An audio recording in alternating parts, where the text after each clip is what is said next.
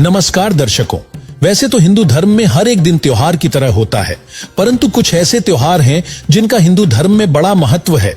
उन्हीं हिंदू त्योहारों में से एक है नवरात्रि, जिसे हर साल 2 बार मनाया जाता है, जिनमें चैत्र मास की चैत्र नवरात्रि और आश्विन मास की शारदीय नवरात्रि शामिल है। हिंदू मान्यताओं के अनुसार देवी दुर्गा को जगत जननी अर्थात सर्व सृष्टि की रचयिता माना जाता है और यही वजह है कि नवरात्रि के दौरान लोग लोक मान्यताओं अनुसार देवी दुर्गा से लाभ प्राप्ति के उद्देश्य को ध्यान में रखकर माता दुर्गा को प्रसन्न करने के लिए उनके 9 अलग अलग रूपों की पूजा करते हैं और 9 दिन व्रत उपवास रखते हैं। ऐसे में लोगों को यह जरूर जानना चाहिए, क्या नवरात्रि पर्व मनाने से दुर्गा जी को खुश किया जा सकता है? क्या नवरात्र व्रत रखने से माता दुर्गा से लाभ प्राप्त किया जा सकता है? क्या नवरात्रि मानने का निर्देश किसी सदग्रंथ गीता वेद में दिया गया है? क्या देवी दुर्गा की पूजा करना शास्त्र सम्मत है? तो चलिए जानते हैं। दर्शकों, मानव स्त्री पुरुष का जन्म भाग्यवान आत्माओं को मिलता है, जो पूर्व जन्मों में किए गए पापों तथा पुण्यों पर आधारित होता है, जिसे प्रारब्ध कहा जाता है। इस बात को सब मानते हैं कि कर्म से सुख और कर्म से ही दुख होता है। वहीं हिंदू धर्म का प्रत्येक व्यक्ति जिसकी आस्था परमात्मा में है, वह मानता है कि धार्मिक शास्त्र चारों वेद श्रीमद् भगवत गीता परमात्मा का बनाया संविधान है और हम सभी जानते हैं कि जो व्यक्ति संविधान का उल्लंघन करता है वह दंडित होता है, जिससे उसे न सुख प्राप्त होता है, न उसके कार्य सिद्ध होते हैं और न उसका मोक्ष होता है, जिसका प्रमाण हमें पवित्र गीता अध्याय 16 श्लोक 23-24 में मिलता है, जिसमें कहा गया है कि जो व्यक्ति शास्त्र विधि को त्याग कर अपनी मर्जी से मनमाना आचरण करता है, उसको न सुख की प्राप्ति होती है, न सिद्धि प्राप्त होती है तथा न उसको मोक्ष प्राप्त होता है। इसलिए तेरे लिए कर्तव्य और अकर्तव्य की व्यवस्था में शास्त्र ही प्रमाण है, इसलिए तू शास्त्रों में बताए कर्म कर। दर्शकों, प्रथम तो किसी भी प्रमाणित सदग्रंथ चारों वेद श्रीमद् भगवत गीता में नवरात्रि का उल्लेख नहीं मिलता, जिससे यह शास्त्र विरुद्ध मनमाना आचरण होने से व्यर्थ है। दूसरा गीता अध्याय 6 श्लोक 16 में कहा गया है, नात्यश्नतस्तु योगोऽस्ति न चैकान्तमनश्नतः न चाति स्वप्नशीलस्य जाग्रतो नैव चार्जुन।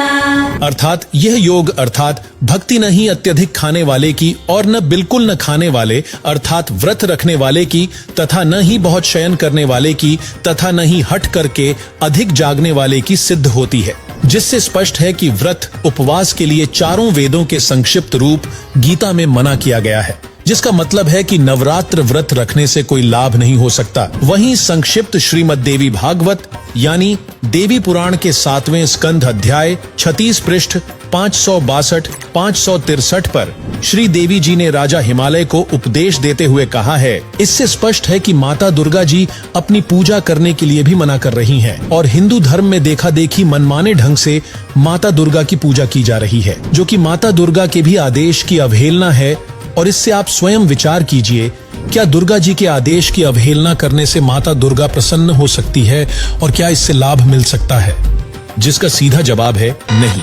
लेकिन आपके दिमाग में एक सवाल उठ रहा होगा, आखिर माता दुर्गा ने अपनी पूजा के लिए भी मना क्यों किया है? तो आपको बता दें, श्रीमद् देवी भागवत गीता प्रेस गोरखपुर से प्रकाशित के 3 स्कंध अध्याय 1 से 3 वो 6 संक्षिप्त शिव पुराण रुद्र संहिता अध्याय 6 तथा श्रीमद् भगवत गीता अध्याय 14 श्लोक 3 से 5 मिलकर प्रमाणित करते हैं कि प्रकृति अर्थात माता दुर्गा के पतिकाल ब्रह्म सदाशिव हैं और श्रीमद् भगवत गीता अध्याय 8 श्लोक 16 में गीता ज्ञान दाता ब्रह्म काल ने स्वयं कहा है कि ब्रह्म लोक तक जितने भी प्राणी यानी देवी दुर्गा, ब्रह्मा, विष्णु, शिव, गणेश आदि तथा इनके लोक सभी पुनरावृत्ति यानी जन्म मृत्यु के दुष्चक्र में हैं। इससे यह सिद्ध होता है कि माता दुर्गा और ब्रह्म काल भी अविनाशी नहीं है। यही कारण है कि माता दुर्गा अपनी भी भक्ति करने के लिए मना कर रही है। वहीं काल ब्रह्म ने गीता अध्याय 2 श्लोक 12, अध्याय 4 श्लोक 5 व अध्याय 10 श्लोक 2 में स्पष्ट किया है कि तेरे और मेरे बहुत से जन्म हो चुके हैं, तू नहीं जानता, मैं जानता हूँ। अर्थात ब्रह्म काल भी जन्म मृत्यु के कष्ट से दुखी है। इसलिए श्रीमद् भगवद गीता अध्याय 7 श्लोक 29, अध्याय 8 श्लोक 3 में गीता ज्ञानदाता ब्रह्म कहता है कि जो जरा अर्थात वृद्धावस्था और मृत्यु के कष्ट से छूटने का प्रयास करते हैं वे उस परम अक्षर ब्रह्म को जानते हैं। उसी के विषय में गीता अध्याय 15 श्लोक 4 में गीता ज्ञान दाता ने कहा है कि तत्वदर्शी संत की प्राप्ति के पश्चात उस परमेश्वर के परम पद अर्थात सतलोक को भली भांति खोजना चाहिए, जिसमें गए हुए साधक फिर लौटकर संसार में नहीं आते, और जिस परम अक्षर ब्रह्म से आदि रचना सृष्टि उत्पन्न हुई है उस सनातन पूर्ण परमात्मा की ही मैं शरण में हूँ, जिससे स्पष्ट है कि माता दुर्गा जगत जननी अर्थात सर्व सृष्टि की रचयिता भी नहीं है। वहीं गीता अध्याय 18 श्लोक 62 में गीता ज्ञान दाता ने कहा है कि उस परमेश्वर अर्थात परम अक्षर ब्रह्म की शरण में जा, जिसकी कृपा से तुझे परम शांति और सनातन परम धाम यानी सतलोक की प्राप्ति होगी, जहां जन्म मृत्यु वृद्धावस्था तथा अन्य कोई कष्ट नहीं है। उस सनातन परम धाम यानी सतलोक के विषय में संत गरीबदास जी ने कहा है, ना कोई भिक्षुक दान दे, ना कोई हार व्यवहार, ना कोई जन्मे मरे, ऐसा देश हमार, जहाँ शंखों लहर मेहर की उपजें, कहर जहाँ नहीं कोई, दास गरीब अचल अविनाशी, सुख का सागर सोई।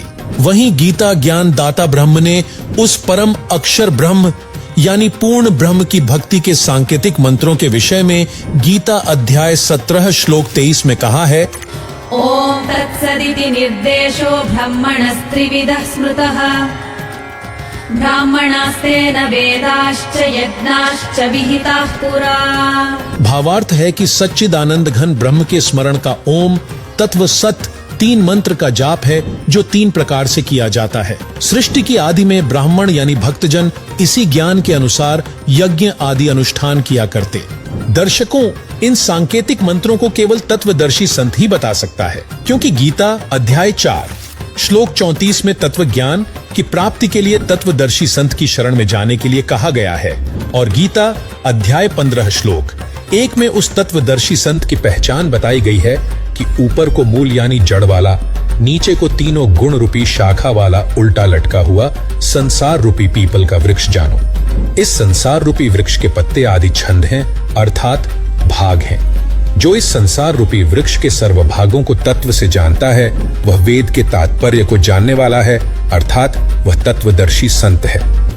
दर्शकों, मौजूदा वक्त में पृथ्वी पर पूर्ण तत्वदर्शी संत भी विद्यमान हैं, जो कोई नहीं बल्कि जगत गुरु तत्वदर्शी संत रामपाल जी महाराज जी हैं, जिन्होंने सभी सदग्रंथों और सूक्ष्म वेद से बताया है, कबीर अक्षर पुरुष एक पेड़ है, क्षर पुरुष वाकी डार, तीनों देवा शाखा है, पात रूप संसार। कबीर हमें अलख अल्लाह है, मूल रूप करतार, अनंत कोटि ब्रह्मांड का मैं ही सृजनहार। तथा सदग्रंथों के अनुसार संत रामपाल जी महाराज जी 3 बार में भक्ति क्रम को पूरा करते हैं। शुरुआत में यहाँ के 5 प्रधान देवता ब्रह्मा विष्णु शिव देवी दुर्गा और गणेश के यथार्थ मंत्र देते हैं। दूसरी बार में ब्रह्म पर ब्रह्म का सतनाम तथा तीसरी बार में पूर्ण ब्रह्म का सार नाम प्रदान करते हैं, जिससे साधक को सर्व लाभ होते हैं, जिससे अंत में साधक को मोक्ष की प्राप्ति होगी। अतः आप सभी बिना समय गवाएं शास्त्र विरुद्ध मनमानी क्रियाओं को छोड़कर तत्वदर्शी संत रामपाल जी महाराज जी से नामोपदेश प्राप्त कर अपने मानव जीवन का कल्याण करवाएं। वहीं जगत गुरु तत्वदर्शी संत रामपाल जी महाराज जी द्वारा प्रदान किए जा रहे तत्व ज्ञान को जानने के लिए प्रतिदिन संत रामपाल जी महाराज YouTube चैनल देखें तथा संत रामपाल जी महाराज ऐप से पवित्र पुस्तक हिंदू साहेबान नहीं समझे गीता वेद पुराण को निःशुल्क डाउनलोड करके पढ़ें। धन्यवाद।